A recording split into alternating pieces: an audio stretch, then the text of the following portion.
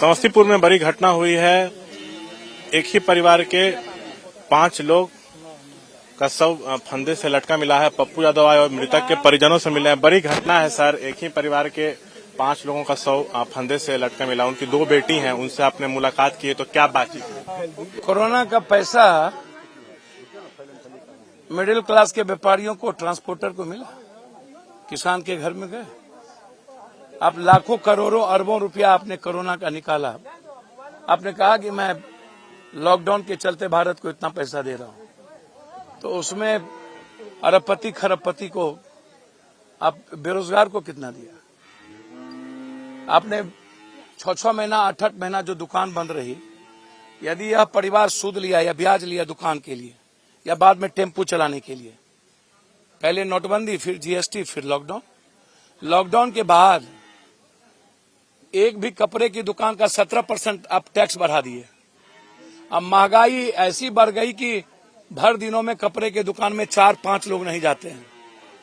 तो आप कभी सोचे हैं कि कपड़ा का दुकान और परचून का दुकान छोड़ दीजिए, परचून का, दाल सब्जी का, जो रोजमर्रे की रूटीन है, तो आम जितनी दुकानें हैं, चाहे गुड्स की हो, चाहे इलेक्ट्रिकल हो, चाहे किसी भी चीजों की, फल और दूध का मैं छोड़ दूं, दूध की भी स्थिति बुरी हो गई।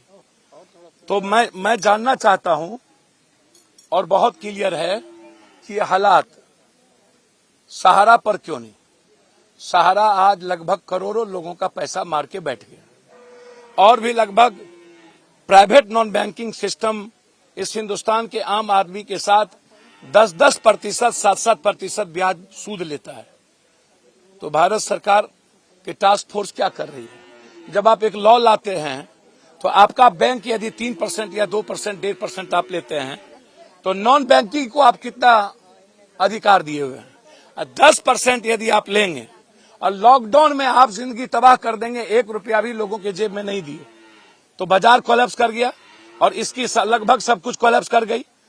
तो फिर इसका तो जिससे लिया, जिस परसेंटेज पर, बेटी के शादी पर, वो बट नेचुरल है। समाज के बारे में आप भी जानते हैं कि समाज मुख दर्शक बनती है।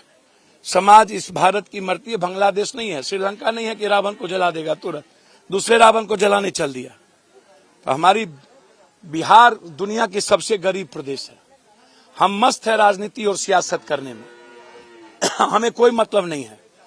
जाति जनगणना मुद्दा रोजगार था, बेरोजगार था, वो गायब हो गया। अब चुनाव है 2024 में, तो जो लोग 40 सालों से जाति जनगणना पर बैठे थे, किंग मेकर लालू जी बने थे और नीतीश कुमार जी भी थे। अब बिहार बंटवारा में बीजेपी और राजद ने बराबर की भूमिका निभाई और सारा 14 करोड़ बिहार की जनता को लात मार दिया। और तब से लेके वर्ल्ड का सबसे ज्यादा गरीबी, मिडिल क्लास की स्थिति बुरी हो गई।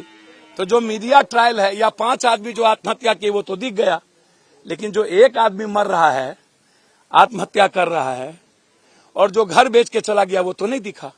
पप्पू जी। अब स्थिति यह है कि एफएसएल की रिपोर्ट कि क्या उस बच्चों को पहले नशा का या कोई जहर खिला करके तब गला घोंट के मारा गया या फांसी लगाई गई।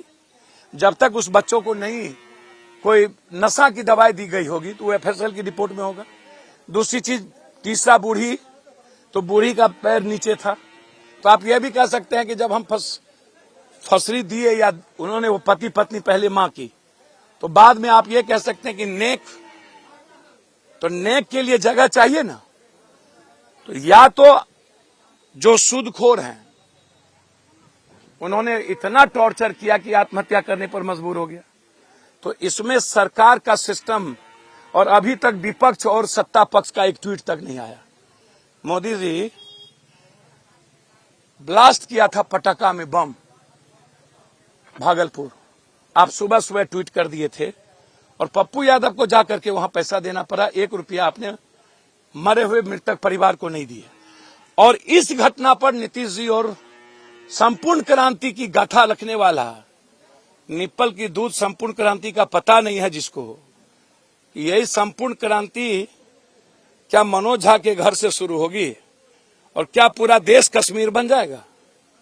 तो ये हालात पैदा सिस्टम, पॉलिटिशियन जिम्मेदार है कि हम नहीं देख पा रहे हैं कि बैंकिंग गांव में प्राइवेट नॉन बैंकिंग समूह बना करके चलने वाला चीजें कौन कितना सूद ले रहा है और सूद के पीछे टॉर्चरिंग कितना है। पप्पू जी हम ये भी पूछना चाहेंगे, जैसे जो मृतक की बेटियां हैं उनसे हमारी बात हुई तो उन्होंने कहा कि पिताजी कर्ज लिए हुए थे, बार बार उनको टॉर्चर किया जाता था, क्या पैसा दीजिए, पिताजी पैसा नहीं दिए इसलिए उनकी हत्या की गई। ये अलग विषय, लेकिन क्या आपको लगता है कि गरीबी भुखमरी के कारण भी ये लोग मरे हैं और ये एक डबल ईंधन की जो सरकार की जाती है उसके लिए काला तमाचा है, उस पर काला धब्बा है? एक घटना घटी है क्या पटना में, ये खिला पाए क्या बाढ़ में?